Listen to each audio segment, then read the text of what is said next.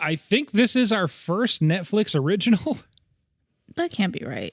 I don't know. That's how I feel, but I think it is right. I was immediately going to say Mitchell's versus the Machines, but we haven't talked about that. Not counting bonus, we talked about it a ton during a particular episode, but it wasn't only about Mitchell's and the Machines. Oh, we didn't do a Mitchell's versus the Machines? No, it was just a big part of the ladies in 2022. But yeah, I think this is our first Netflix original. So let's get the episode started. That's my best to-doon. I was pumped because it had the Dudun in the copy we watched. That may or may not have been on Netflix. You hadn't been within the home network of the Netflix login you have in the last 30 days? Unfortunately, I have not taken my TV there recently. Yeah, it's never been a better time to get on the Netflix train. The product's worse than ever, but they upped the price. Perfect. Right where I want to be. Right in the sweet spot of terrible service and too expensive. So let's talk about a Netflix original movie.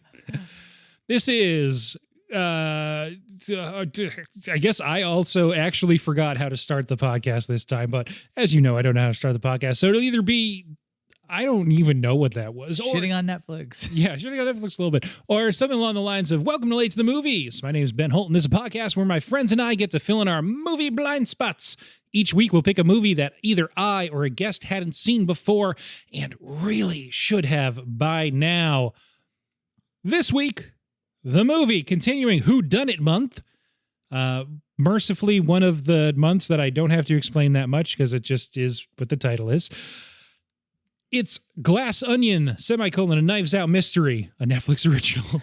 I was really worried you weren't going to say the whole name, and I was going to give you shit for it. Left to right across your podcast dial, the guests this week are Ray. Hi, and Greg. Hello. So this is a fun movie. We'll talk about a sequel to Knives Out. It's our first Rian Johnson movie. Our first Daniel Craig. You'd think maybe we'd have done a James Bond. We didn't. We're doing this. His most famous role. Yes, Benoit Blanc. I think this is the most recent and best example of a whodunit movie. So actually, you know what? This is perfect. I can't wait. Yes. But I do have to wait because first I'm going to ask if you have watched anything good recently. Oh, we saw Spider-Man. Yes. Oh, yeah. You haven't been on since you saw Across the Spider-Verse. Across the Spider-Verse. Mm-hmm. I thought that movie was awesome. Yeah. Unbelievable, I think. We talked about it a couple of times, but it's actually been a few episodes now because those of us without kids saw it last month. Yes. But it's something that doesn't look like a lot of other things is like the absolute least you can say for it. I think you can say a lot more too, but just on like a base level, there's no other movies that look like that I can think of. It's pretty incredible. Yeah, I think that movie did something amazing. So yeah. Very, very hyped about that one. I would love to see it again, but I won't until it comes to DVD at this point. Streaming, whatever. Yeah. No, you have a healthy physical media collection. You can add it to that. I was thinking about that. Yeah, I'll add it to my healthy physical media collection. What do you think, Ray? I liked it a lot. Okay. Yeah. I kind of want to see it again because, I don't know, I feel like it needs a rewatch. There was a lot going on in it. Yeah. But yeah, I liked it. Animation style is real cool. It is real cool. I mean, the voice cast is pretty great, and I'm excited to see what happens when they finish telling the story. That was the only weird part about it, but that's okay. Kind of a crazy cliffhanger. Because of the cliffhanger, I feel like it's going to really take away from this movie if they fumble on the last one. I know. They've really got a great opportunity here, though, because, I mean, it's hard to think of in mainstream, like theatrically released American-made animation, what's a trilogy that is like all bangers, as the kids say. Yeah, there's very hard to think few of trilogies in general. Toy Story 3 was. Yeah, I mean, honestly, it's Toy Story, right? And it's just everybody else. But now it's not a trilogy anymore. It's not a trilogy. No, it's not a trilogy. It was gonna be a trilogy. They have the quadrilogy title, I guess. Quadrilogy, yeah. Cars? No. Yeah. Honestly, I feel like even outside of animation, I feel like there's not a lot of like banger trilogies. No, I think for a lot of people, it's maybe a generational thing. They feel the way that, you know, some people, maybe not everyone who's only watched them recently, but some people our age feel about like the Lord of the Rings movies, which came out when we were, 11 to 13. I think people who are like really into Spider-Man these days probably feel the same way of this, like, wow, something of this, character of this world that I love, and they executed it the best that they could, and they hit every time. I know. So I'm really hoping they got a lot of eggs in that last basket, so we'll see. I've been watching all the Mission Impossible movies. All of them? Why? Because the new one came out, and I'm trying to watch them all before I go see it. I fell behind last night because we played Diablo, but I just need to double up today, tomorrow, or just watch one before I go see it on Thursday, which I guess is possible. But yeah, I'm going to see it in the IMAX in Providence on Thursday, and I've been watching all the Mission Impossibles. How many are there? This one coming out is the 7th one. Ooh. So I started last Friday. Now, are those all considered pretty decent movies, actually, though? No. Okay. So He's having a horrible time. one is so much better than I remembered. It's just like a tight spy thriller, and Ethan Hunt, Tom Cruise's character, is just like this paranoid, like super tightly wound guy. He's still like a coolish guy, but he's not like a cool guy, action movie superstar. That's more just a thriller. Then the second one is the opposite, and it is not good, but I had a great time. Tom Cruise meets Tandy Newton, and within like 5 minutes they fall wildly in love, and like that's the whole movie. And as happens in a couple of these movies, they're like together at the end. It's a happy ending. She is not in any of the other movies ever again, which is pretty funny. And that one's, but it's cool. So the first one's Brian De Palma movie. The second one's a John Woo movie.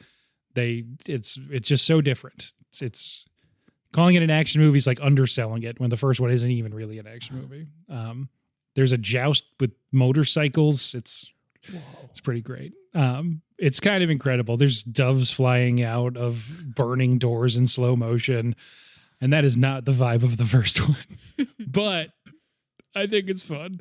And then, so the most recent one I watched is Mission Impossible 3, which as I was watching, I was like, oh, I've never seen this movie. So it's great. I hadn't seen it before, so now I'm going to feel more like a completionist. And now I got Ghost Protocol next, which I'm excited about. That's the Brad Bird one. He made The Incredibles. Oh, huh. It's got a real eye for action, so it's good. I remember a little bit, but I think he like scales a skyscraper with like suction cup kind of things. I feel like the Burj Khalifa in Dubai. Oh, yeah. Isn't that the tallest building in the world? It is. I think it still is too. Yeah.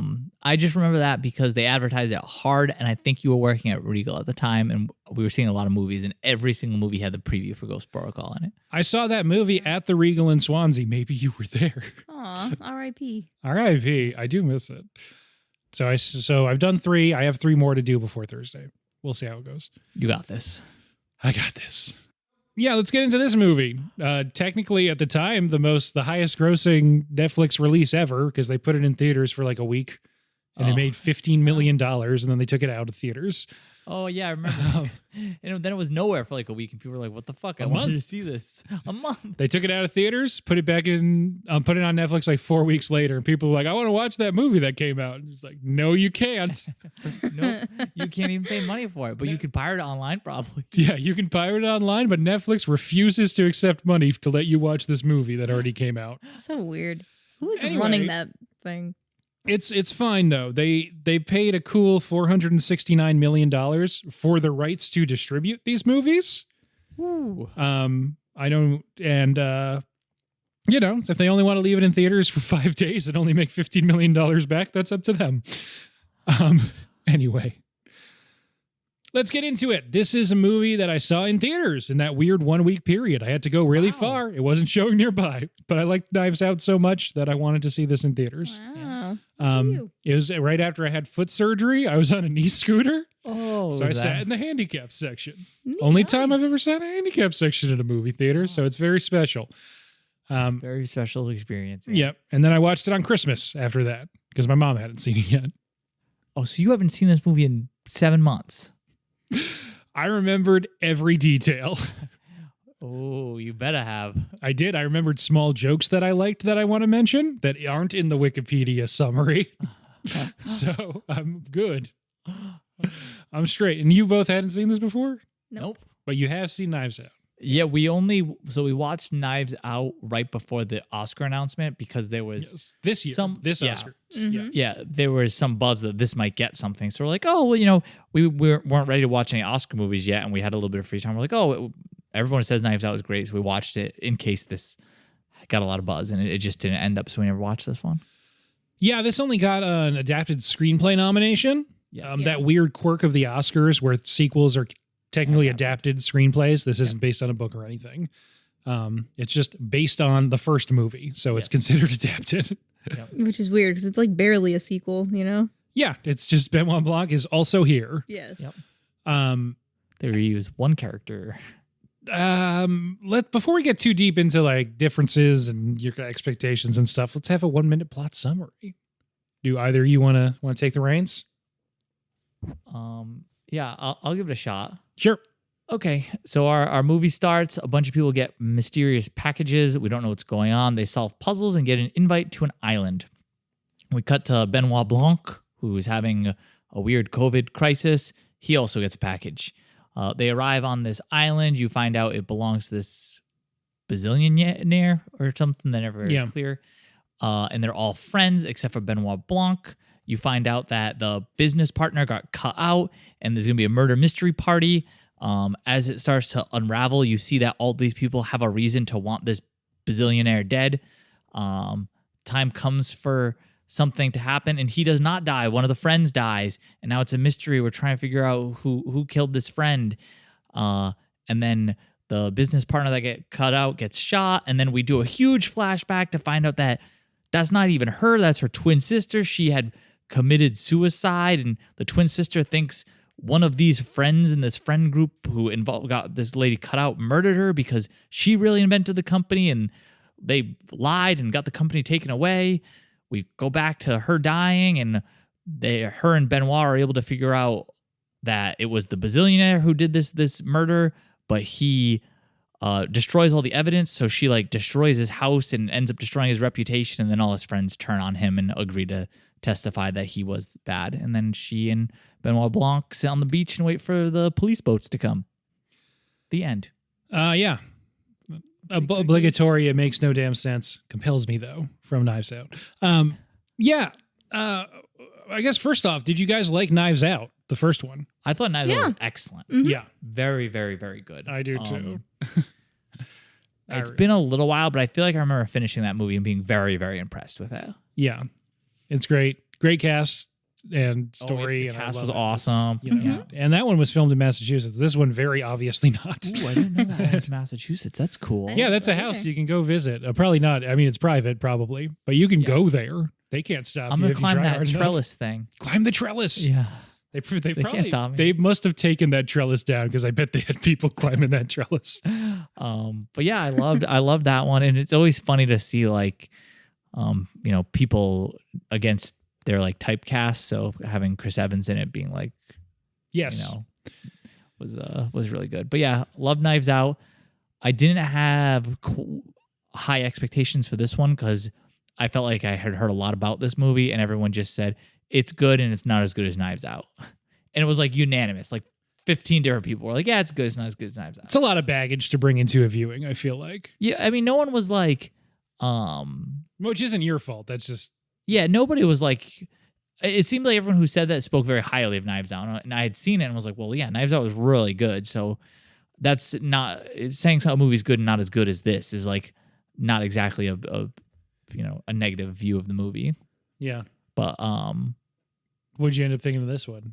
I like this one a lot, actually. Okay, great. Yeah, I think this was a really fun movie. Yeah, I thought it was a really fun ride. I don't know, it was pretty close to Knives Out. Cool. Yeah, it was a lot of fun. Good. Okay. I felt like there was a lot of stuff they did in this movie that was really effective and really did a lot for me. The one thing that the movie kind of requires, do you guys care a lot about the Mona Lisa? No, Mona Lisa's overrated.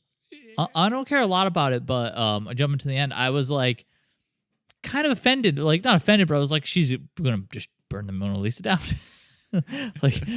Okay, yeah. Then this movie worked on you. I guess. I feel like this is. I don't know if that's chill or not. Yeah. It's not cool. But when she explains her Monáe. reasoning, I was like, oh, actually, no, that was a really good idea. Yeah, now you always wanted to be mentioned in the same breath as the Mona Lisa. Yeah. I was thinking now more you like will how be. big of the news headline it would be. That Yes. this called This- destroyed the yeah. Mona Lisa. And I was like, oh, that's true. You need to destroy the Mona Lisa. Maybe I should care more about the Mona Lisa, but I don't. And I don't think these people would. And so like that's the one kind of dissonant point for me. Is it's just like, would the bodybuilder be like this freaked out about the Mona Lisa? And I guess he's dead for the end, but it's not, you know what I mean? Yeah. Anyway, but that's like a small quibble. Let's actually talk about the movie though. And a good place to start is sort of Rian Johnson. He's the writer-director of both Knives Out and this. You may know him best as the guy who made The Last Jedi. Did he do the Star Trek movies or one of them? Or am I crazy? That's J.J. Abrams. Oh, you're right. He made the first two newer Star Trek movies. Yes. And then left to go make Force Awakens. Didn't write or direct the second one. That was Rian Johnson. And then J.J. Abrams reinserted himself to make Rise of Skywalker. We don't have to get into all that. Yes, I knew he did the Yep. second one. Yeah. And Brick and Looper, all Rian Johnson joints. Okay. Yeah, so this is our first Rian Johnson movie. I like him as a director a lot. We don't have to talk a lot about him, but that's just, the point I want to make. Not always good at being like, this is who wrote the movie. And it's easy when it's also the person who directed it, because we always talk about the director. Yeah, that's interesting that he also wrote these. A movie that he talks a lot about as an influence is a 70s whodunit called The Last of Sheila, which was sort of unique in that it was written by Anthony Perkins, best known as an actor, he's Norman Bates in Psycho, and also starred in the movie we did last week, the 74 version of Murder on the Orient Express, and legendary Broadway luminary Stephen Sondheim also wrote The Last of Sheila, which is, I guess, the connection to why a very old Stephen Sondheim in his last film appearance shows up as someone that Benoit Blanc is playing Among Us with. That cameo of random people, Yes. sort of towards in Benoit It's Blanc's funny 'cause opening scene. All those people are like, I know all of these people, but I don't know why. Like, I was like, these all look familiar to me. Yeah. Yes, yeah. It's all people who are like people that I guess not so much all general audiences are going to recognize, but it's more just like Rian Johnson, I guess, wanted to have these people involved. Yes. Who is everybody? Do you know? I think Kareem Abdul-Jabbar is there. Does Rian Johnson normally write his scripts? Yes. Okay. Yeah, he quite, I think for the most part, has written his scripts. Interesting. So the scene when Benoit Blanc is introduced in the bathtub, the other people playing Among Us with him are Kareem Abdul-Jabbar, best known as one of the best basketball players of all time. But after that, started a career as a writer, has written a lot of mystery novels. Like I said, Sondheim co-wrote Last of Sheila, big influence specifically on Rian Johnson for Knives Out and this movie. Angela Lansbury, the star of Murder, She Wrote, and a million other things. And Natasha Lyonne also, who's seemingly pretty tight with Rian Johnson anyway, has since then made a murder mystery show called Poker Face. Hadn't at the time, but that's more recent on Peacock, I want to say. Like detective mystery. She's doing Columbo, but she's a lady and has a deep smoke-infused gravelly voice. One thing that I don't want to say didn't work for me in this movie, but just thought was really weird is the COVID stuff. Like, why? It's really tough to do COVID movies, and I feel like they made some of like the easy COVID jokes in the opening like puzzle box sequence with like, don't worry, all these people are in my pod and stuff like that. Yeah, that was funny. But And then kind of just got over it with another random cameo, Ethan Hawke. Yeah. Spraying. I thought as soon as Ethan Hawke walked out, I was like, it's Miles. Miles is going to be Ethan Hawke. You think it's that guy? But nope. When it wasn't Miles, I was like, he did it. But he never came back. I guess he stays on the dock in Greece and he doesn't go to the islands. No.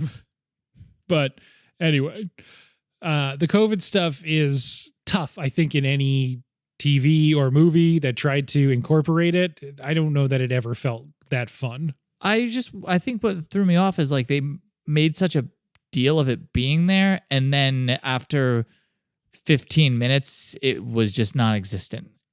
And I was like, Yes. why? It was even a quick put cop out. Yeah. it, why even put it in? I don't know. It just was weird to me. Yeah. And I feel like, I don't know.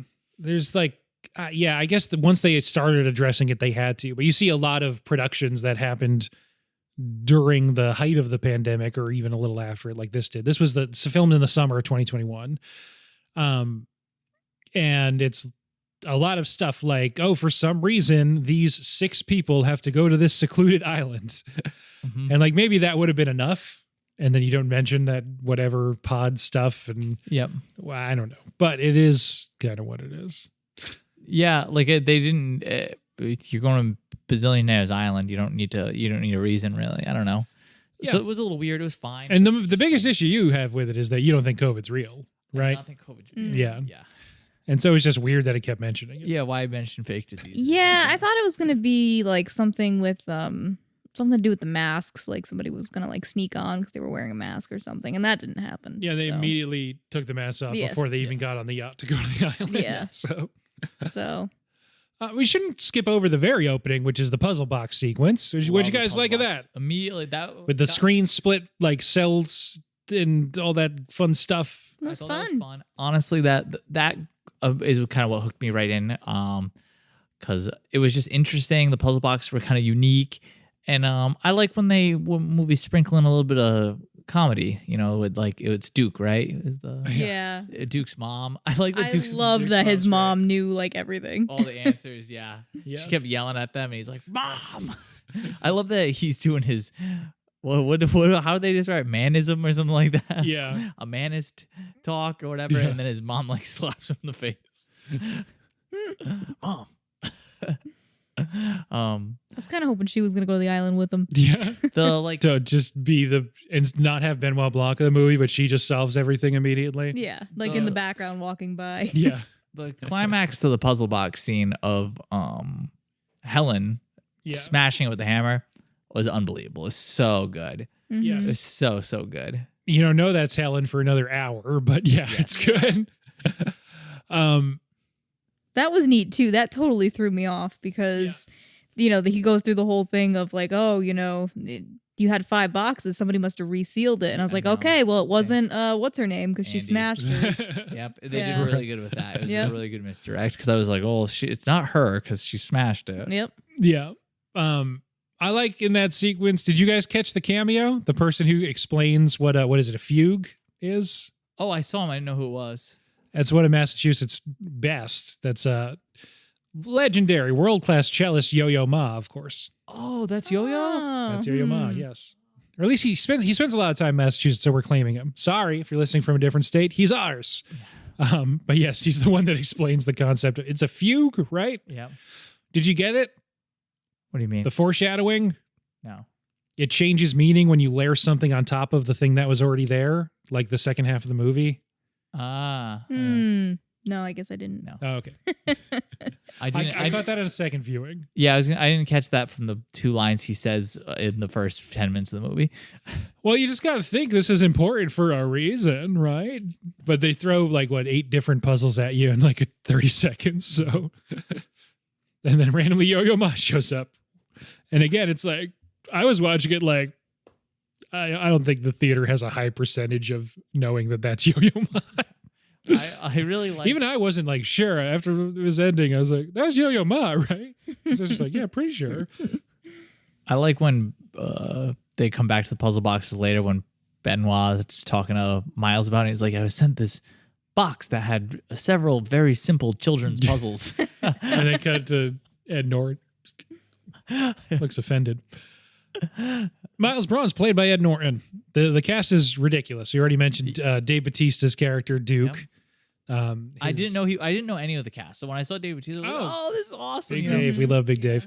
Yeah, his girlfriend, Whiskey, Yes. played by Madelyn Cline from Outer Banks. People really like that show, Outer Banks. I've never seen it.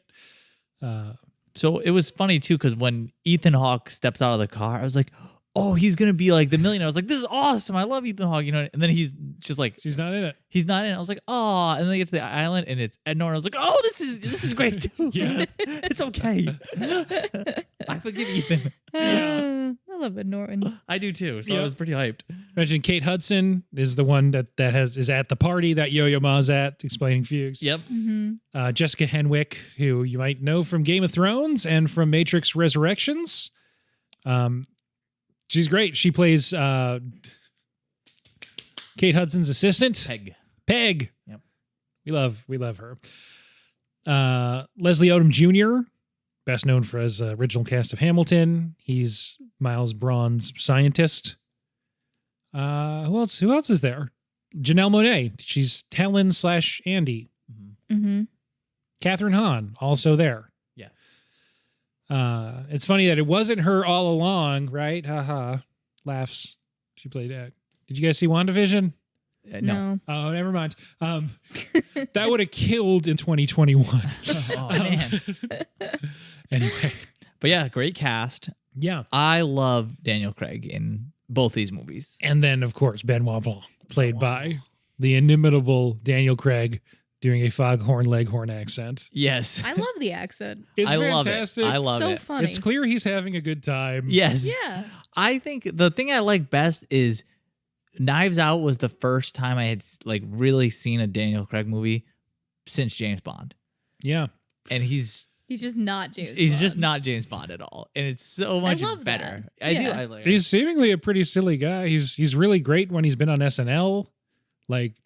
And so it seems like this is just him and Rian Johnson think this is the most fun they can have. So they're going to keep making these. Honestly, I think he's like the thing that works best in the movie because he does Oh, yeah. really seem like he's just having a blast. He's really into the role. You know what I mean? Yeah.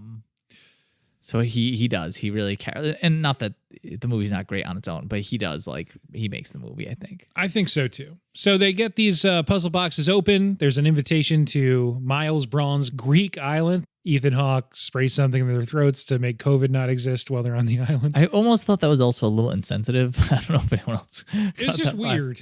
Yeah. I was waiting for that to come back. Yeah, because it seemed like there was too much emphasis on that, and I don't know. Also, the Couldn't fact figure it out. it would have been funny if, I guess, okay, funny is overstating it and probably not the right word. But like someone in there should have gotten COVID because it's like, well, Miles invented that. It probably didn't work. Yes. I thought about that at the end. Yeah. But maybe that was one idea Rian Johnson had at one point. And then it's just like, yeah, people just think that's weird. Maybe if 80% of the movie never thinks about COVID, maybe people just forget it. Yeah. But they get to the island. The dock is made out of plastic or glass or something and rises up. Yeah. It looks like glass. Yeah. I knew right away that the guy was like, it's a piece of shit. Yeah. So I thought that was really funny when he's like, Yes. piece of shit. It doesn't float, so it doesn't go up to whatever the level of tide is. It has to be low tide for anyone to land on the Yes. island. There's you don't find that out till later, but it seems, if you're just thinking about it, it's obvious. It doesn't float. Yep. Miles is waiting for them on the beach. It's Ed Norton. He's playing a guitar. He's kind of playing Blackbird by the Beatles. He says it's the guitar Paul wrote it on, then throws it in the sand. Yes. All the jokes about him having too much money land for me really good. Yep. Yeah. They're all hilarious. Pretty much right from the beginning, you should say right from the beginning, when Benoit Blanc gets there, the other characters are like, why is this guy here? Even though they're from extremely disparate fields and industries, they're all very good friends and they go on these island trips sometimes. But also Benoit Blanc's here. I also like that the table setting for this is that it's going to be a murder mystery party. Yes. Because that immediately has me thinking, I'm like, well, it's got to be whoever's supposed to be murdered is going to be murdered. Yeah. But as they talk more with Ed Norton and kind of start giving you some information, I did keep thinking, I was like, they can't murder Ed Norton. He can't. They can't kill him, right? There's like that can't happen. Well, that's the misdirect. Yeah. That even Benoit Blanc's like, everyone here has a motive to kill you, which is true because he sucks. But also right off the bat, when you meet Ed Norton, he's doing the malapropisms. I think he says, imbreviate? Yes. Right there on the beach at the beginning. It turns out he's just dumb. Yes. You meet the random guy on the beach who keeps coming up. And every time I'm like, this guy can't be important. There's no way this guy's important. So that's another thing that's like, it's important in a sense. Like if you know the guy, oh God, what's his name? Yeah. So he's in pretty much every Rian Johnson movie and he's just like friends with Rian Johnson. That guy was like the deputy cop in Knives Out. Oh, really? Huh. Yeah. Not like Keith Stanfield, but the white guy. It was that guy, but now he's just like a stoner on a beach in Greece who's just hanging out because he's going through some stuff or whatever they say. One thing too, the way I watched this movie, and I might be weird, is I'm gonna be honest, I feel like I really did not try to figure out much about what was going on. Yeah. I don't know if that's unusual. It would be a bit difficult to do that in this one, I think. To actually I don't think I tried at the beginning and then I was like, you know what? This is just fun. I'm just gonna watch this and see where it goes. Yeah. Every now and then I'll think like, you know what I mean? Where I was thinking, Yeah. I was like, oh, I don't think Miles is gonna die. You know what I mean? Or he's not gonna be like the mystery. So like things like that will pop up. But for the most part, I was just like, I'll just kind of watch the movie and see what happens. Oh, and then every time someone new came on the screen, I'd be like, they did it. Yeah. There's a couple things I figured out like 2 seconds before they revealed it, and I'd be like, this.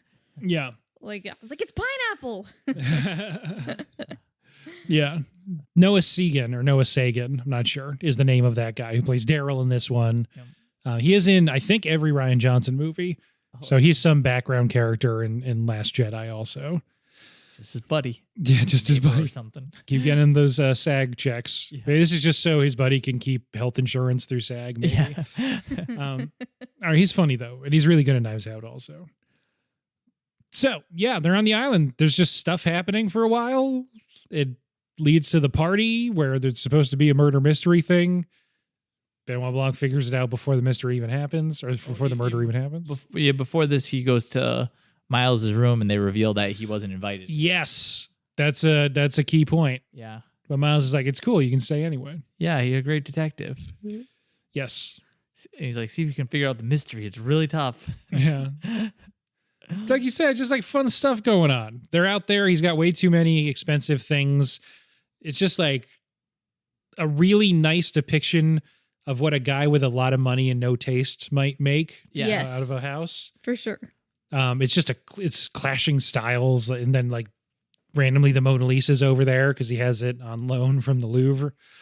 You know, it's it's telling you the whole time that this guy is sort of just shitty. He's got the Matisse and the Van Gogh in the bathroom. Right. Yeah. Yeah. This guy just sucks. He's got the car on the roof. Yeah. He's got the kind of roof. I don't go anywhere without it.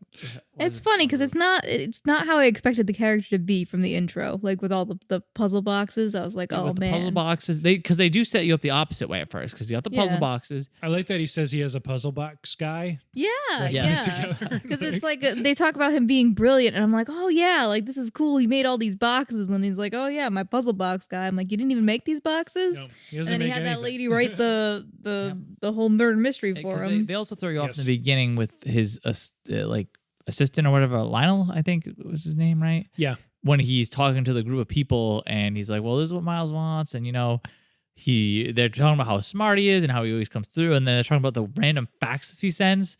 And they're really weird. And I was like, what the hell is this? And then he's like, yeah. And then he had this child equals NFT or whatever. Yeah. That paid for this whole building. And I was like, oh, okay. I guess he does know what he's talking about or something. You know what I mean? Yes. It's one of the tricks of the movie is getting you to, even despite everything you're seeing, sort of buy the hype around this guy just because you're being told that he's brilliant so many times. Mm-hmm. And obviously he's successful, so he must be brilliant. Which is, as a lot of people pointed out, there's, you know, a number of real world parallels. Huh. Anyway, You don't say. anyway, you know, and again, they wrote it before that and then filmed it in summer 2021. So way before anyone bought Twitter. So couldn't be about them. Yep. God.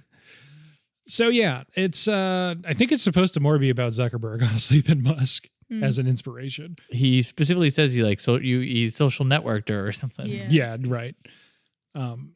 Anyway, point being, cool movie that hit at exactly the right time when it did in fall of 2022 when all of that stuff was happening. Mm-hmm. And so it caught fire a little bit, as much as Netflix allowed it to, I guess, which wasn't very much. Yeah. Anyway, so they're on the island now. The Glass Onion is what Miles named his house, and it looks weird, but it's got a big dome on top where you see the car on the roof, and where Miles brings Daniel Craig's Benoit Blanc to talk about why he's there, because he wasn't invited. Yeah. Do you guys get the metaphor? The Glass Onion metaphor? What about it? It's like, it's not really a metaphor. It's sort of just plainly stated, I guess, in the movie. But Rian Johnson says he wasn't actually thinking about the Beatles song Glass Onion, but they wrote that because everyone super overanalyzed their lyrics, and a glass onion is a thing that seems like it has a lot of layers, but you can actually just see right through it. Yep. And then I guess, apparently, haven't seen this enough times, but whatever, grain of salt. Maybe this is true. Maybe it's just the internet. I guess that's also what a British slang term for like a magnifying glass was. Glass onion. Oh. Because it's kind of like bulges, you know? So I guess it has a double meaning for a whodunit. Huh, that's funny. One that, you know, Miles himself is a glass onion. There's seems like there's a lot going on, but there's not. Yeah. The story itself, same way. It's actually seems like there's all this stuff happening, but it's not really. No, it's pretty simple. Yeah. But we don't know that yet. So there's the scene at the pool. There's him talking throughout this whole thing, especially the first time I watched it. I'm curious how you guys felt about Daniel Craig's performance before the big reveal. Because for me, and it turns out that he was just sort of playing everyone, of course. But for me, it was sort of frustrating how much dumber the character seemed in this movie. I don't know. I think he was kind of like that in Knives Out too, wasn't he? Yeah, I feel like there was a few times in Knives Out where I was like, oh, this guy's supposed to be so super smart, but he seems like he's just bumbling around. I was like, this has to be like an act. Yeah. And I felt like it had that same characteristic. Yeah. Yeah, that's fair that it happens there too. Mm-hmm. And Yeah. he has like the Poirot thing where he reveals at the end that he immediately clocked that there was blood on Adaramus's shoe in the first movie. Yes. Stuff like that. Yep. Yeah, because he is seemingly bumbling because she is just in the first one wandering around like ruining all the evidence, and he's like, "Oh, I can't," like, you know what I mean? And she's just like in plain sight in front of him, destroying all the evidence and things like that. And he's like, and I was like, "Oh, is he like?" And I was waiting for there to be some kind of reveal somewhere that he knew it was. And I was like, he has to know. He has to know. So this one, I felt like it didn't stand out as much. I was like, okay, yeah, that's fair. You know what I mean? Something's going on here. That's fair. Especially when he ruins the murder mystery party. I was like, this is I was like, he knows he's like, he's not just excited about like. Yeah, he's not just like. That oblivious. Right, exactly. That oblivious, yeah. That you can't do this, you know what I mean? I was like, this has to be, you know what I mean? Yeah. And like how awkward he is with Kate Hudson and stuff. Mm-hmm. Yes. Even though it's explicit in this movie that he is a gay man. Yes. Yeah, stuff like that. Great fits, though. Great clothes. Yeah. Yeah. I like that he comes to the pool. He has that like seersucker short sleeve shorts suit. Yes. Mhm. And he's got like a ascot tie or something. thing, like yeah. I don't know what that is. Like the. Oh yeah, and Hugh Grant showed up for a minute. Yeah. Yes. I was about thought about that too. You just hear a voice when Daniel Craig's in the bathroom Yeah, the he's first not time wearing a mask through, at all. but in the flashback reveal section, it turns out it was Hugh Grant at the door. Yes. Hugh Grant and Daniel Craig would make a good couple. I didn't realize that they were a couple until you just said that. Hugh Grant looked like he was like baking. I said it's explicit, but I guess it's not that explicit. They just happens to be two good friends who live together, maybe. They were roommates. Yeah. There's a lot of roommates. They're like in their age. 50s or 60s and they're roommates. Yeah, he's in the tub. His Yeah. roommate is baking. Yeah. They were roommates. Yeah. It's like one of those old obituaries. You can see that, like, yes, they never married, but lived together as very good friends under the same wear roof. that Left outfit. behind their scarf collection. Yeah, Yes. A lot of roommates wear that outfit Daniel Craig wore to that pool. absolutely. Yeah. But anyway, so all this is happening. It's just setting up different red herrings or different plot lines or different threads. the point is the murder that Daniel Craig's actually there to investigate already happened. But we don't know that yet, so it all leads up to this dinner party with the murder mystery. The reveal thing is fun, where Daniel Craig's just like, oh, all that stuff, that guy over there is pointed at you, it's going to hit you. Scene. It was so good. And especially too, because the whole scene, I'm just waiting for the crossbow to go off. As soon as he points out the crossbow, I'm like, this thing's going to go, you know what I mean? Like, it's going to shoot Ed Norton. He's going to be upset about it. You know what I mean? Yeah. But like, I'm like, oh, and there's a great punchline. Yes. To him ruining the whole thing. Yes. Is him getting shot with the, like, whatever, the suction cup. I like that blood spurts out too. Yeah. I wasn't expecting it. And when the blood spurts out, I was like, oh, that's really good. That's pretty fun. Prior to this, too, it starts he talks about the Mona Lisa. Yes. Yeah. He's like, they go over there's a button here to override it. Like, they only let me have it here if every time the environment changes temperature or whatever, there's a protective shield that lowers over it. That's important to know. Yep. Anyway, yeah. But there's a button that I installed. Yes. They also mention here that it's super sensitive and even the phone ding set it off. And then you get the noise of the Mona Lisa, like the thing, a lot. And I really like the noise of this thing because I was waiting for it to not go off or something. You know what I mean? Yeah. Because anytime someone's talking, a phone dings, like anything, you hear the vroom. Yep. Mm-hmm. So I'm like, every time something starts, Can you I'm make waiting. that noise again? I'm pretty like good. waiting for the noise not to happen or something. Like there was a point where I thought it didn't go off too, and I was like, "What's going on?" You know what I mean? And like I don't know, especially when they're like yelling and getting like arguing later, and it's over and over. I'm like, I don't know. I thought it was really really cool. And There's so many things in this movie where I'm like, I'm waiting for it to be important. And like, that was one of them, you know? So the whole time I'm like, ooh, what's going to happen? I'm like, is someone going to steal the Mona Lisa? Is that what the mystery is going to be? Is somebody going to I almost thought there was going to be like a really gruesome death of somebody like falling on the thing as it was like going up and down. Yeah, I don't know. There was a lot of things that my mind was like going towards and didn't end up panning out. I thought that noise in the whole concept of it was really effective. Yeah. Mm-hmm. Yeah, really, really like that. So at dinner, Miles reveals that it's at dinner, whatever, the clear thing. It was right, but it's before he does the murder mystery. Oh, okay. Spoiling. So clear is this like magic, super substance that is so fuel efficient that it'll change the world. And it's according to Kathryn Hahn, who's the politician, and Leslie Odom Jr., who is the scientist, it is super dangerous and should not be used. Yes. Because by the time Benoit ruins the murder mystery party, you are already aware that everybody is mad at Miles for one reason or another. And Lionel and I forgot the other one, the girl, Kathryn Hahn. The senator, I think, or governor or whatever. Whatever. Yeah, they're mad about the clear. Yes. So I remember that. And you think Duke's mad about the affair kind of thing going on? Yes, with whiskey. Yeah, with whiskey. Yeah. Kate Hudson has some sort of terrible tweet that she's made. Yes. Yeah.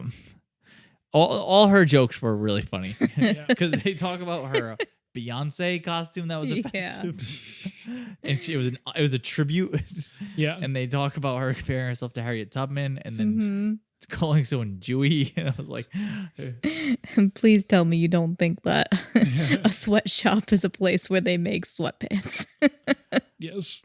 She accidentally agreed to have her sweatpants manufactured in sweatshops, and that's come out now. Yes. You replied, "Oh, that sounds great. Thanks." With a dab emoji. Yes, the dab memoji or whatever. That's those ones that look like you, right? Yep. So Blanc ruins the murder mystery and he goes upstairs with Miles and tells him that everyone here has a motive to kill you. He reveals that he ruined it on purpose. Yeah. Yeah. While this is going on, there's an argument with the group, and Andy, we think Andy, Janelle Monáe's character, storms off. Yes. Yep. And then as not Andy, but everyone else gets back downstairs, Duke dies. Mm-hmm. He seems to be choking or is poisoned or something, and he falls through a glass table, and he's dead. Yep. I'm glad he falls through the glass table because Dave Bautista's real big. I like it when he falls onto things. Yeah, he's fallen through a lot of tables in his career. Yeah, I don't know why. When there's a real big guy and he like falls on a table or something, and he falls on furniture and it breaks. Yeah. I like that. All right. Yeah. You didn't like that part? I mean, good that's part. fine. It's good. Like, wow, Sure. look how big he is. He landed on the table, just broke it. It's a weird thing to like. We can't move on until you agree that it's cool. All right, it was fine. Cool. Nah, I don't You feel say like it's you cool. meant it. Just say it though. Okay, it's good. Yeah. It's a great part of the movie. It's the Thank best you. part. Everyone assumes Andy did it. There's some business with the cups, and that they think maybe Andy or somebody poisoned Duke's glass. And yeah, I was That's what's 100% sure Andy was uninvolved. yes, because Mhm. that's the first thing people say. So you're like, well, that's wrong. Yeah, and then the puzzle box thing too, like threw me off. Yes, They do a good job throwing you off with the puzzle box. right, true. They also note that Duke had a pistol and it's missing. Mm-hmm. They try and call the authorities. And because of what you later realize is them saying that the island is a piece of shit, they won't be able to get there till morning at low tide. Yes. At this point, the one thing the movie's done really well for me is I have zero suspicion that it is Miles who is causing any of these problems. Yeah, And I think that's effective then. it is very effective. And like you said, at this point, I think they've actually given me a lot of evidence that Miles is stupid. And it does not stick very... Like, I knew he wasn't like a genius or anything, you know what I mean? But like, I didn't think I don't know. I didn't think it was him. Yeah. I was very sure someone was trying to kill him. And I like that as this is all this chaos is happening, Ed Norton goes, "Oh no, I forgot that I had timed all the power to go out at 11." Yep. And all the power goes out. And then there's a pretty cool sequence. I like, the shadows playing on the walls and people running through the hallways. Mm-hmm. And it ends with Andy getting shot. Yes. Mm-hmm. And you see Benoit Blanc kind of kneeling over her dead body as the other people from the group come. And then he gathers everyone up, and as he's about to start saying, like, yeah, he, knows who murdered her. Yeah. Extended flashback. So That was a long flashback. yeah, Extended flashback. the two things I noticed when Andy gets shot Yeah. is when she runs over, he calls her Helen, and I was like, "That's weird." That was yeah. In the theater, I was like, what is he saying? I Because you didn't. like, I couldn't. I didn't know. no what one he had was said saying either. Helen yet in the movie, so I wasn't expecting to hear Helen. And he goes, Helen. Agree. You're like, We had I subtitles. had you the say same help thought. or oh yeah, So I was like- subtitles. Interesting. Helen, and I was like, What is that? "Huh." Yeah. Why? Very confused. And then I was also confused because when she dies and he like turns to look at everyone, he's crying, Yeah, and I was like, "Huh," because like I was like, he met this guy. He met this woman an hour and a half ago or whatever. He did not cry when Duke died, Right. which is a little different, but still, I was like, "Huh, that's interesting." And I was like, "Huh," and then the extended flashback. I will say when the flashback first starts, it goes back a bit much. Like it did take me out of it a little bit. So my main thing with this movie is that bit is like, the adage. This movie is also pretty long, I would Yes. say. Mhm. And sometimes the old so stupid like Office Space style joke. That meeting could have been an email.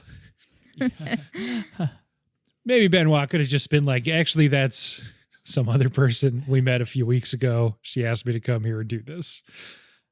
Yeah, And I think that I haven't timed it, but it goes on quite a while. it is a long. You long redo step by step, not just what's happened so far in the movie, but you start a few weeks before the movie. flashback. Yes. I didn't mind. I thought it was fun. I don't think it's a bad thing. I just think it's I think it's cool and a bold choice.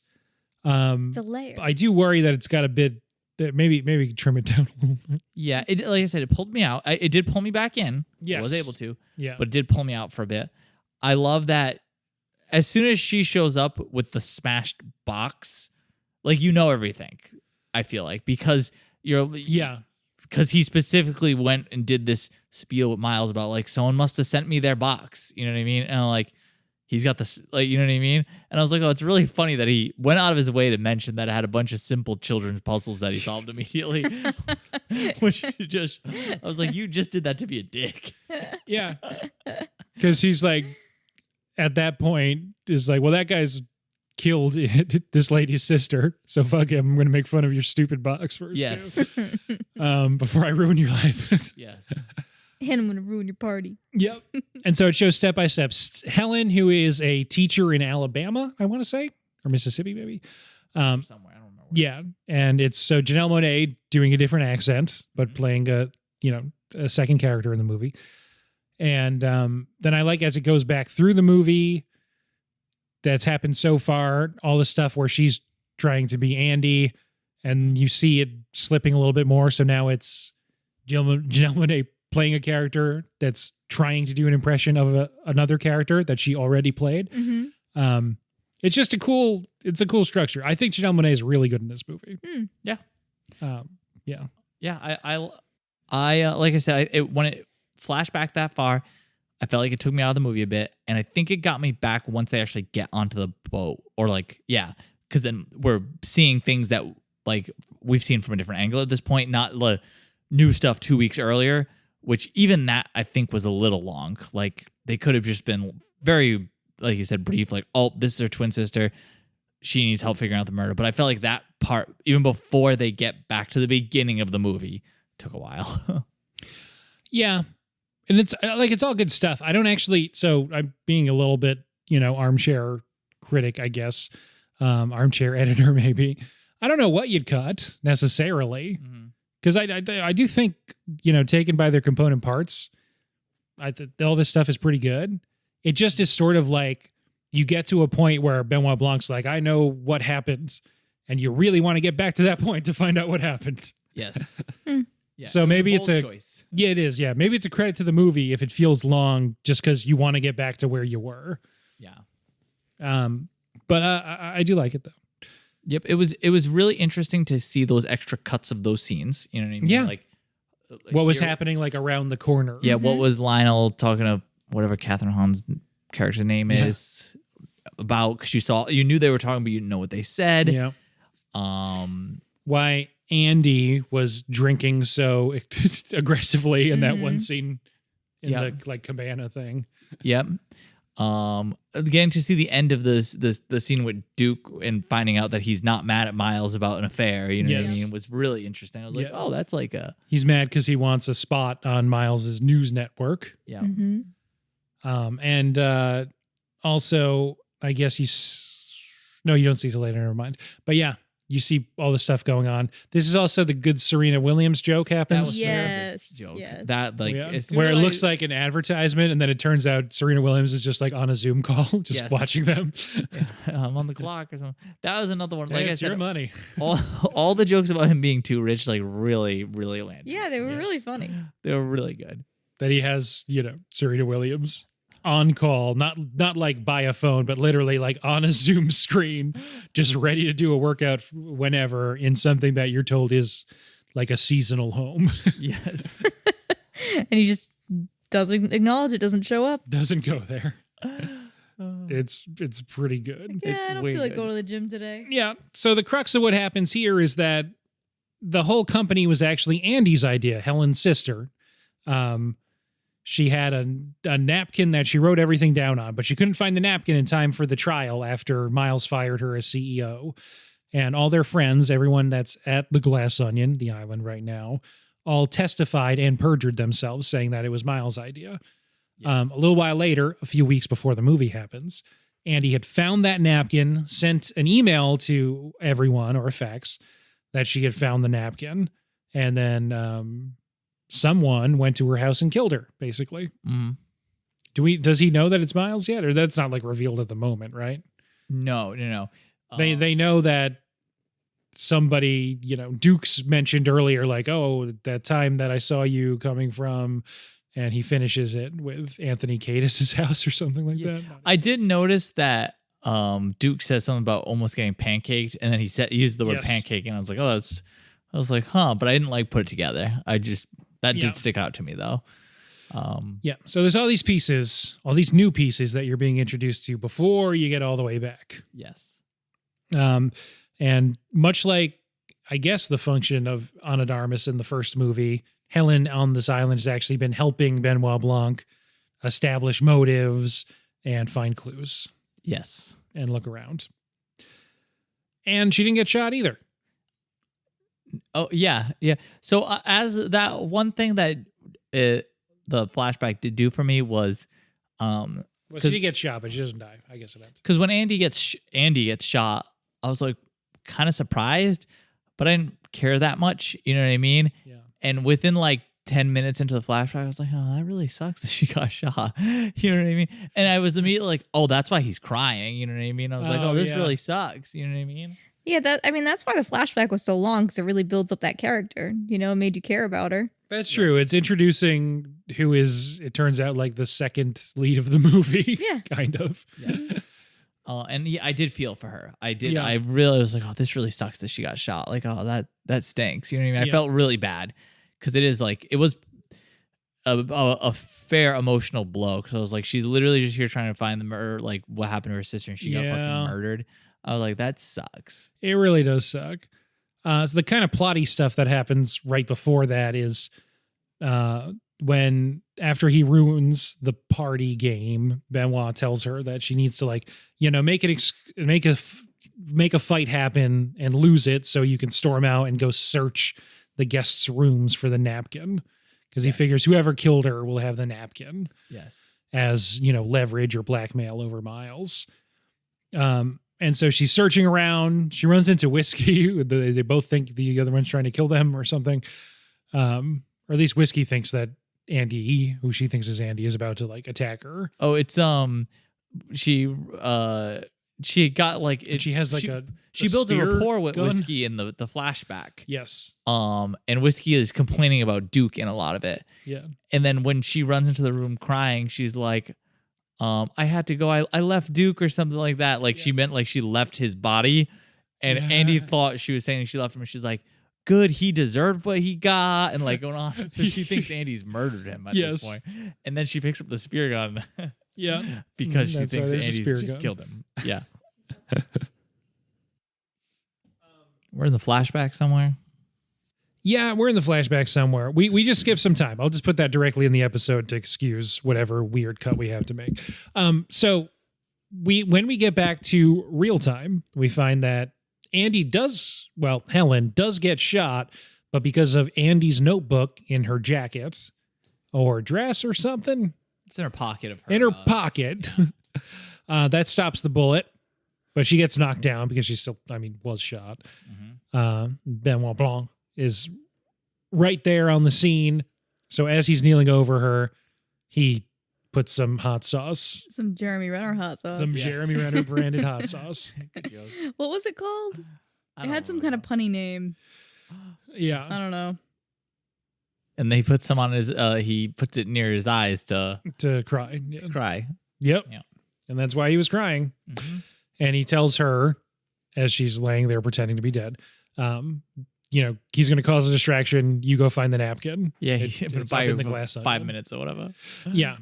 That's when, because we were talking about her trying to rifle through everybody's stuff, running into Whiskey thinking that she's celebrating Duke's death and grabbing the spear gun.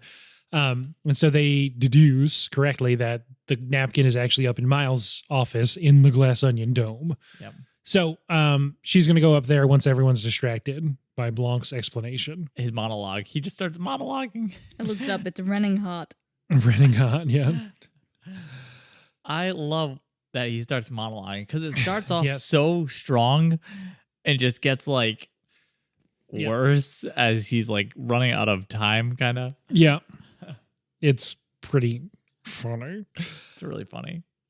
And you also realize when he gathered everyone together to be gather everyone for the reveal of the thing, which is a very Poirot move. He's actually just vamping for time so Andy can go do this thing. Helen, sorry. Yeah. And he sort of just, walks through what happens. And Miles killed both people that are dead now. Both Andy, who kind of made it look like a suicide. And also he switched the cups and gave pineapple to Duke, and that's why he died. There's a lot of other stuff going on too, but that's what happens. I like that his big reveal too is that Miles is an idiot. Yes. And then I love that he So stupid, it's brilliant. No, it's just dumb. It's just dumb. Yeah. I hate dumb things. And I love that he's like, your only good thing you stole from me. Yes. Yeah. Exactly. It's good. It's really good. They go through step by step, who was at the house when, what happened, what was Duke and Ed Norton talking about right before Miles killed him. Mm-hmm. The news had broken that Andy was dead back on the mainland, back in America. So yeah. Helen finds the napkin upstairs behind. We did miss the whole like flashback part that is set at, the Glass Onion, the bar that all these people were losers at together before they all got really successful. And in keeping with the theme of Miles stealing things, you see him cycling through a number of styles that are direct lifts. Like he's doing the Steve Jobs turtleneck and jeans thing. There's a few other ones in there too that he just directly lifted from other successful entrepreneurs. I didn't even notice. Yeah. It's funny. It is, yeah. And and everyone like you used to be a loser. I like that the thing that he did for Duke, because for Kathryn Hahn, it's like he ran her campaign and helped her win city council and got her career started. And with Duke, it's like he showed him how to set up a Twitch account. He set him up on Twitch. Yeah, he should have been able to figure that out. No. Anyway. So yeah. It's all these people were actually losers and kind of still are, and they all rely on Miles to his for golden teat. Yes. His golden teat, yeah. That's pretty much the case. That's why they all betrayed Andy and testified against her and lied in court. And now they all have this terrible thing that they did that they have to keep a secret, or they all, have to admit that they perjured themselves. Yep. But none of that matters for a second, at least, because Miles burns the napkin. That's evidence that they all lied. That's evidence that Andy had the idea for the company. I was really surprised the napkin got burnt. Me too. Yeah. Did not expect that. And then when Helen should have just left. She should maybe gotten the napkin and left while everyone thought she was dead. That's not a bad plan. Where would she have gone? She can't get off the island, right? No, but wherever Daryl is. Oh. She ran through that room. She knows where Daryl is. Yeah, like I was surprised the napkin got burnt, and then I was surprised that Benoit didn't have some kind of reveal about why it didn't matter. No. He's kind of just like, I can do nothing for you. This is bad. But then it's kind of like a wink, and he hands her some of the clear, the solid form of clear. Yes. The super dangerous substance that's powering the Glass Onion. Mm. And he says something to the effect of like, remember why your sister walked, like, yes, something about why her sister walked away, because that's when I was like, oh, because they don't show that he gives the clear, but he says that, and I was like, oh, the sister walked away because the clear's dangerous. Yeah. So, and that's like the thing. Yep. So he hands her that. He leaves. He's like smoking a bong on the beach with Daryl, I guess, while this is going on. Oh, he lights up a cigar finally because Yes. when he tries to before, the alarm thing goes off. This is a smoke-free garden. And he's trying to run away from the cigarette. And he throws it in the little water, and it's like, don't pollute our gardens, like our water. Yeah. Oh, it's smoke free because there can't be any fire. Right, yeah. Didn't think about that until just now. Yeah. In a cathartic rage, that's what Wikipedia says. Anyway, yeah, in a cathartic rage, Helen starts just like knocking stuff over. I gotta do more stuff in a cathartic rage. You got to clear out some time every couple weeks for a cathartic rage. And eventually everyone else starts joining in too. Yep. And then she goes too far, and then everyone's like, kind of whoa, like, be cool. We're out. Yeah, when she starts the fire, pretty much, right? I think when she starts smashing the piano, and someone's like, I think that belonged to like whoever they say. Miles is kind of just like, okay, let it out, do what you want. And everyone's smashing stuff when everyone's smashing stuff, and then it escalates, and eventually you see that she's going to go after the Mona Lisa. Yes. Once the fire starts raging, Yeah, once she throws the clear, right? Mhm. Is that before the Mona Lisa? that's before. Before. Yeah, Mhm. because That's the what- fire's already like raging. Right? That's from the explosion from it. Yeah, it Yes. blows up the top of the glass onion. Yep. She throws the clear into the bonfire that she's made. It gets sucked up into the air vents, and it's like, I guess, an explosion that goes throughout the whole complex. Yes. And then there's a slow motion race, pretty much, to hit the emergency override to open the Mona Lisa's Yes. thing. And yeah, everyone's yelling in slow motion, and she's running over, and she hits the button, Yeah. and the Mona Lisa burns up. And it's not good for Miles. No. And yeah, like we said earlier, the point being, since it's clear is the thing that destroyed the Mona Lisa, obviously it's dangerous. That's how the public will see it. Yeah. And since the clear isn't going to happen, the other people have no reason to continue lying. So they all say that they're going to testify against Miles. Yep. And Helen walks over to the beach where she and Blanc sit and watch the police boats come in. Right? Yeah. That's it. Yeah. Shit. Again, I just don't care about the Mona Lisa that much. It's bad, cultural history. It's not a good thing. I'm not saying you should burn it down, but I am saying, I'm going to clear my throat a bunch of times. Just imagine I am. I have seen it in person, and it wasn't that impressive. I've seen better. I hear that's what most people say when they see it in person. Yeah, it's pretty small. Mhm. Kind of sucks. I'm not saying it's bad, but it's kind of just like, ugh. It's underwhelming when you They see it make in you person. stand in a line for it. I wasn't Very like, crowded. I don't- And you can see it, but you get in the line if you want to see it from 6 feet away. yeah. I don't care about the Mona Lisa particularly, but I still was like, thought it was a big deal to burn it down. It's not good, and it is effective. I mean, it will be associated. I mean, clear will be a very negative connotations in the public eye. Yes, for sure, right? I was thinking about how the Louvre is going to get in trouble. Well, they shouldn't have given that to that guy. No, and it made it seem like a lot of people didn't know that they did that. Yeah, he says he like bailed out the government of France with a loan or something. I think and this was the Louvre, collateral because nobody was coming to the museum. Oh, So that's they right. So Yeah, he had to rent it. he got to rent the painting, yeah, and then he destroyed it. they got a lot of other stuff in there. It's pretty good. Sure, but It's probably insured, right? yeah. but Did they break the terms of the I was- insurance though by giving it to let it be in a private residence? Well, that's okay then, because then they can sue him probably. Oh yeah. Right, I'm thinking It's gonna he's be his in got- money's courts gone for years. actually. Right? I'm thinking he has like insurance, like it's his policy that's going to cover the Mona Lisa. Oh, well, he violated his policy once he installed that button. I bet.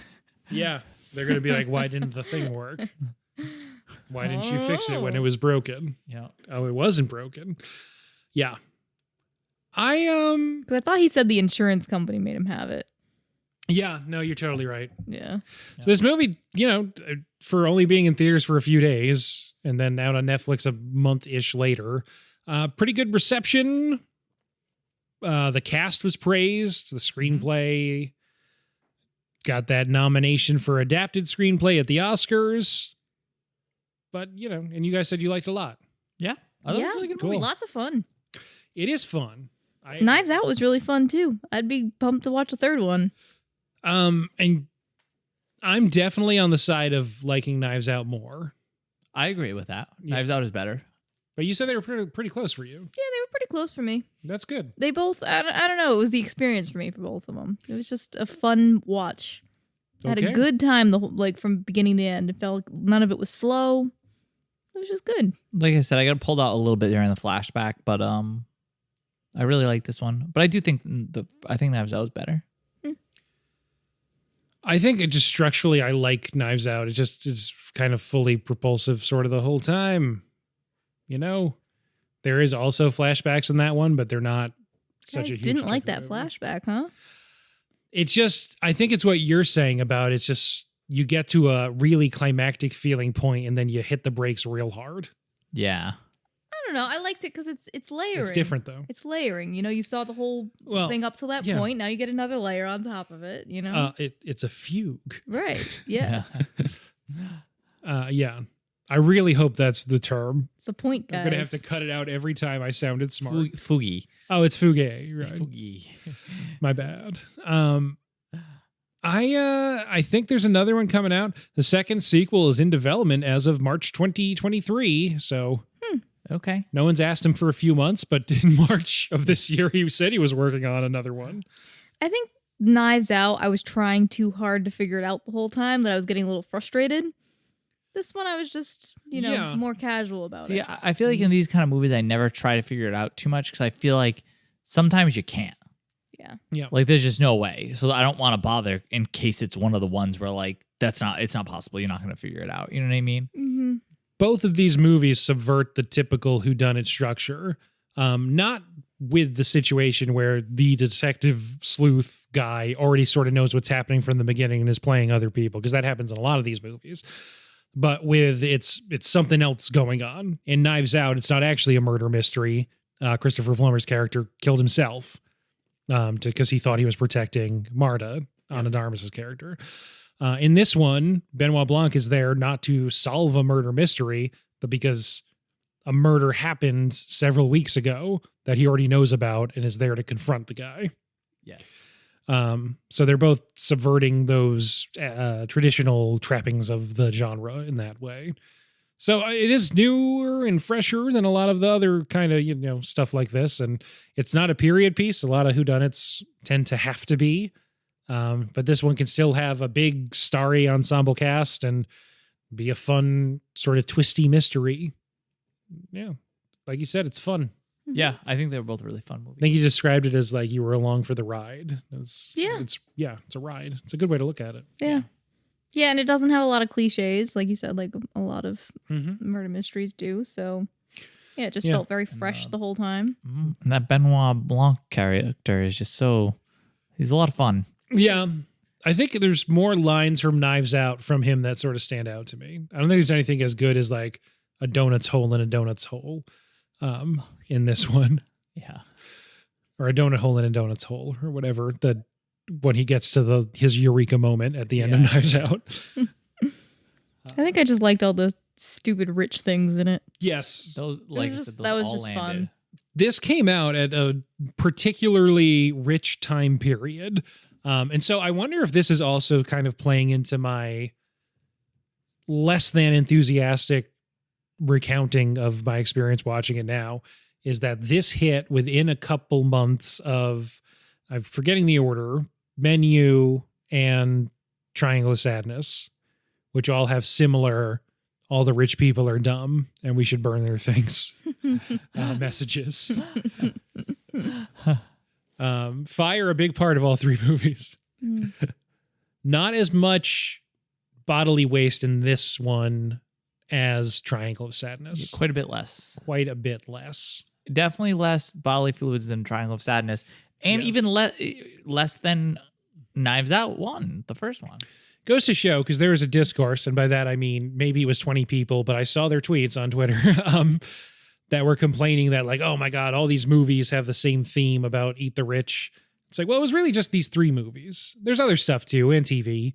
But it was really mostly these three movies they were talking about. And we haven't really gotten another thing like this since. So, and they're all pretty different. So, was it a trend or does it just happen that supply lines and the way things were produced during COVID made it so that was around the time that movies could come out again? Yeah. I don't know. Did you see either the Menu? Well, actually, never mind. Or Triangle of Sadness, but I know you did see Triangle of We saw Sadness. Triangle of Sadness. I didn't see the Menu. I read the synopsis of the Menu. Okay. Why? That's a good question. We were talking about it for some reason. Fair enough. Was there somebody in it? There's people in it for sure. Nope, there's no cast in that one. There's no cast. That's what makes it so main interesting. characters are Anya Taylor-Joy and Ralph Fiennes. Ralph Fiennes is the chef. I don't know. I was the Menu. I was Anya definitely looking Taylor-Joy's the somebody up Menu. in it. Hong Chow, who was nominated for Best Supporting Actress for The Whale this year, but I think she was better in the Menu. That's who it was, yeah. Okay. Yeah, because people were saying that they thought that she was better in the Menu, so I was like, whoa, what did she do in the Menu? Oh, yeah. And then I looked it up. That's what it was. She says tortilla is really funny. She should have got an Oscar nom for that. Ooh. Tortillas. I like when people pronounce Tortillas. words funny. Yeah.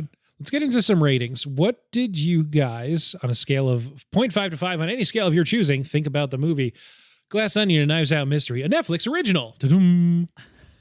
I didn't prepare for this. Oh, I didn't either. This was a mystery I didn't do. expect. I don't know why, but I was just thinking our scale was out of 10. And I was like, oh, what am I going to grade it out of 10? It's not out of 10. Whatever you're going to give it out of 10, cut it in half and round to the nearest. Doesn't work like 0.5. that. It's not the same. I agree it's not the same, yet Metacritic exists, so. Yeah. What is my thing out of here?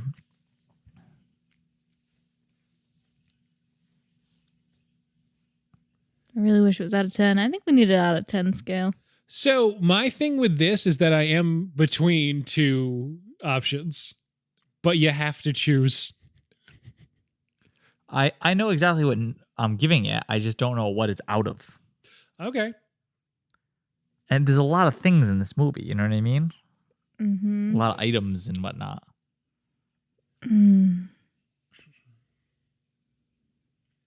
The issue for me is this is a solid 3.75. Yeah, that's my problem. Yep. This is a solid, what would that be, 7.5? Yeah. This is a solid 7.5. It is. It really is. But 3.5 feels too low. 4 feels too high. I think that's an us problem, and not even, it was more a me problem that 3.5s have been reserved for bad movies Yes. on this podcast. But I think this movie is a 3.5 for me. Yeah, I'm going to give it a 3.5 cases of Jared Leto kombucha. Yeah. Oh, Out of 5? That's a good one. That's a good one. I had something.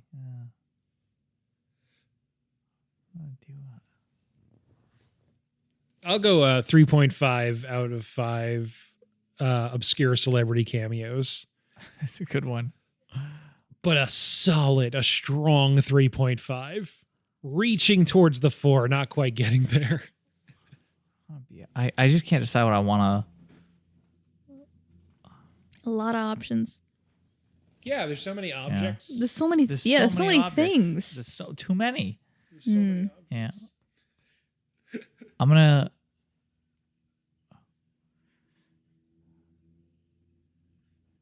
Yeah, I'm gonna do 4 out of 5 fake shooting crossbows. I like it. Yeah, that was a good gag. It was really good. I really liked it. All right, and because I actually remembered, every month I'm going to make up a different question. They're not all going to be good, but I'll ask it on every episode on the same theme. So this month's question for Whodunit Month is a two-parter. First, Whodunit? what would you be better at, and what would you prefer to do? Not necessarily what do you want to do, but what do you think you'd be better at, and then what would you want to be better at, right? Okay. Getting away with a murder or solving a murder? What would I be? Okay, with the first two parts, what would I be better at? What would I want to be better at? Right, yeah. Which would you prefer to do? My tasks at work today are to solve a murder or to do a murder. And which one would you be better at? I'd obviously prefer to solve a murder. And I'd obviously be better at getting away with a murder. It's not hard here. I would want to solve a murder, and I'd be better at solving a murder. I would definitely not get away with committing a murder. There's no way. I certainly wouldn't either, but you're not the first person to say that you would be. Why do you think you'd be good at getting away with murder? I don't think I'd particularly be good at getting away with murder, but I'd be better. I'd be more likely to get away with a murder than successfully solve a murder. No, I've watched a lot of unsolved mysteries. I've solved a lot of murders. I could never. They're just gonna answer my emails. I feel like I wouldn't be able to stay on the task to find any clues successfully and connect the right things. So you're saying both are pretty low percentage, but you think you have more of just like a puncher's chance to get away with murder? Greg's a very level-headed guy. I feel like a lot of people get panicky. I would get too panicky and I would make a lot of mistakes. I think I'm level-headed. Day 3, I'm going to the police station and just being like, I need this to end. I'm a great liar. Same. I'm a great liar. Yes, Yes. this is true. You know what I mean? And what is my thing? They're just like, my job is to just get away with murder. Go murder some random person. I think the solve rate on random murders is pretty low, I think. You know what I mean? So just like almost sheer dumb luck. It's like, it's just not like I'm fairly likely to get away with it. The rate of people getting away with random murders is way higher than the rate of random people solving random murders. You have to imagine that's basically zero. It's gotta be basically zero. No, some people have solved the unsolved mysteries. Yeah, not me. No. Yeah, they're above average. There are people who watch that show, though. We're talking about the most random person. Someone who has never seen those shows. My odds of solving a murder is just so low, I think. Okay, that's an interesting angle to take on it. Yeah. I think for legal purposes, most people have just said the other thing, but you're probably right. Yeah. Yeah. Just through sheer dumb luck. Yeah, I could just get away with it. Get a couple incompetent police officer or something. You know what I mean? Idea the big thing with murders is that like the motive and like that's the connective thing. If you're just walking down a street and then like happen to just like someone's walking by, you kind of shoot them and you just keep going. Like no motive whatsoever. That's what you were practicing at the party, the murder mystery party with the squirt gun. Yes. I think you also got to find a town where motive. it's like incompetent police, like, you know, not. Or just already a high murder rate. You know what I mean? Yeah. Yeah. It's probably true. Or my back. I still don't think I'd get away with any murder in any situation, in any precinct, No, I definitely would not. in any jurisdiction, rather. I'm too nervous Yeah. of a person. See, I'm not, Yeah. my Make a backup lot of plan, too, mistakes. is just murder Pat. Because I feel like They not a lot of thank you people or would something. care. You know what I mean? Oh, I thought you were gonna say a lot of people have motive. I know there's a lot of motive, and I feel like But you've already sent those threatening children's books. that's fine though. So many people would be willing to alibi me too. I'd just be like, guys, I'm gonna tell you straight up, I killed Pat. I need you guys all to alibi me. People be like, oh, I get it. I was like, he's being a dick, and they'd be like, oh yeah, no, okay. I totally get a situation where you'd kill Pat. It's just Right? logical. You're on your way to go kill Pat. You interrupt somebody else killing Pat already. And I Oh, solved this a is murder. awkward. Yeah. Yes. Yes. I've randomly solved a murder, and I'd be like, no, I was wrong. I was wrong.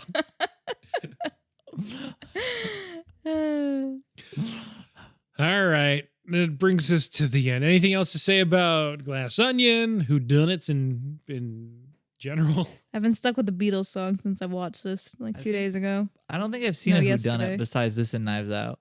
All right. That brings us to the end. Thanks for being on. It was Greg and Ray were the guests this week. Woo. All right. Bye. You can find us on the podcasts.org or whatever. I don't know. Podbeans, Stitcher, Spotify, Apple Tunes, whatever it is. Look on Instagram. The Instagram no longer dormant. We're making posters. We're posting again.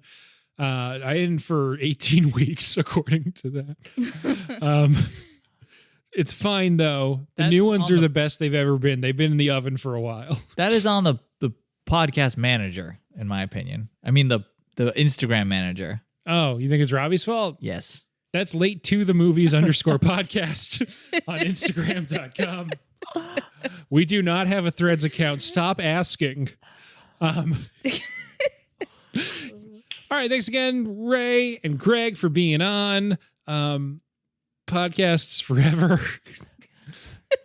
Yeah, I forgot you always end like that. Aren't you happy that we didn't try and do Benoit Blanc accents the whole time? We could have. I could should've. have. Yeah. We should have. I'm just bad at accents, but that normally doesn't stop me. I was just in self-control mode tonight, I guess. Dinosaur. If I'm being honest, it's just that I remember more quotes from Knives Out than this one. I would have been doing all of them if it was Knives Out. Dinosaur. The best movie ever. So good. Bye. Thanks, guys. Bye. Looking through a glass eye.